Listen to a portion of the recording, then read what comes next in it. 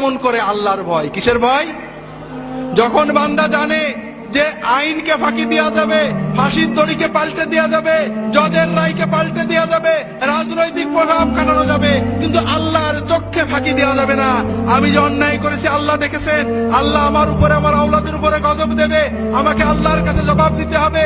যখন বান্দা বোঝে যে আমি যদি ঘুষটা না খেয়ে সবর করি, আল্লাহ বরকত দেবে, আল্লাহ আমার আওলাদে বরকত দেবে, সম্পদ বাড়িয়ে দেবে, এই একমাত্র সবর, একমাত্র আল্লাহর কাছে পুরস্কারের লোভ, আল্লাহর কাছে শাস্তির ভয়, এটাই প্রকৃত নৈতিক নীতিবান দুর্নীতি মুক্ত মানুষ গড়তে পারে। আর এজন্য আমাদের যুবক কিশোরদেরকে, আমাদের সন্তানদেরকে নৈতিকতা, ধর্মীয় শিক্ষার আলোকে মানুষ করতে হবে।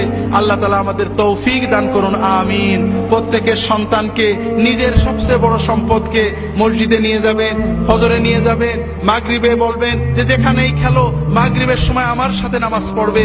মাগরিবের পরে বাইরে থাকতে পারবে না, মাগরিবের নামাজ পড়তে বসবে। আম্মা খোঁজ রাখবে, 3 বেলা একসাথে খাবেন। যদি আপনি না